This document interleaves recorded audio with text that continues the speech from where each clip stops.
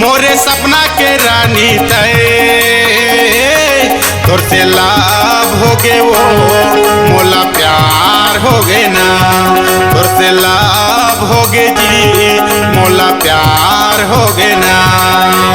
ए मोरे राजा फिर मत आजा, ए मोरे राजा फिर मत आजा,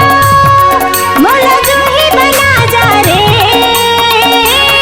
तुर से लाभ होगे रे मोला प्यार होगे ना तुर से लाभ होगे जी मोला प्यार होगे ना।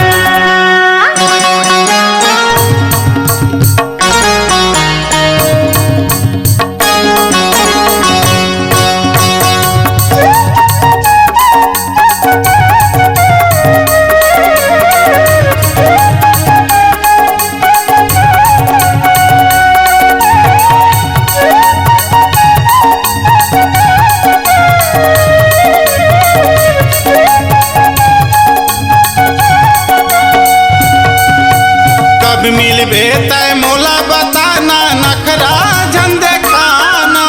नखरा झंडे खाना रहे नहीं सको एको मिनट झन मोला तरसाना रहे नहीं सको एको मिनट झन मोला तरसाना। ए मोरे राजा फिर मत आजा, ए मोरे राजा फिर मत आजा, मोला जो ही बना जा रे तुर से लाभ होगे रे मोला प्यार होगे ना तुर से लाभ होगे जी मोला प्यार होगे ना।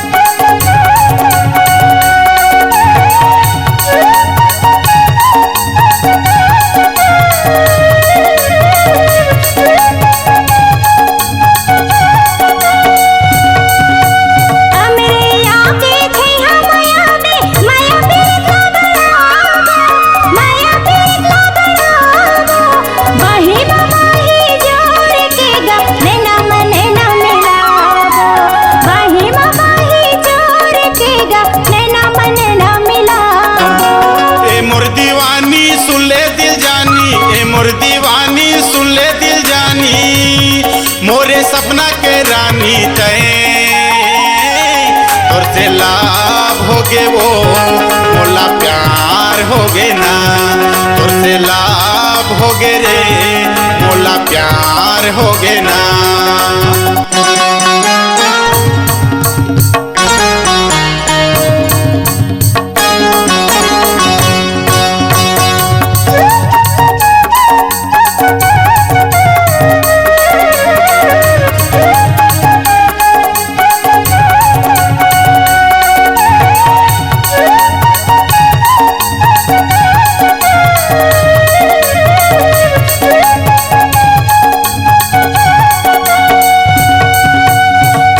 के संगी मोला बना ले बन जाऊं तोरे राजा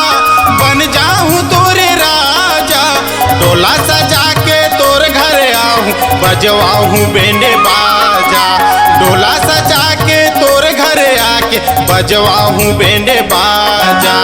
ए मोरे राजा फिर मत आजा, ए मोरे राजा फिर मत आजा, मोला जो ही बना जा रे तुर से लाभ होगे रे मोला प्यार होगे ना तुर से लाभ होगे जी मोला प्यार होगे ना। ए मोर दीवानी सुन ले दिल जानी ए मोर दीवानी सुन ले दिल जानी मोरे सपना के रानी तय तुर से लाभ होगे रे मोला प्यार होगे ना तुर से लाभ होगे जी मोला प्यार होगे ना तुर से लाभ होगे रे मोला प्यार होगे ना तुर से लाभ होगे जी मोला प्यार होगे ना तुर से लाभ होगे जी मोला प्यार होगे ना।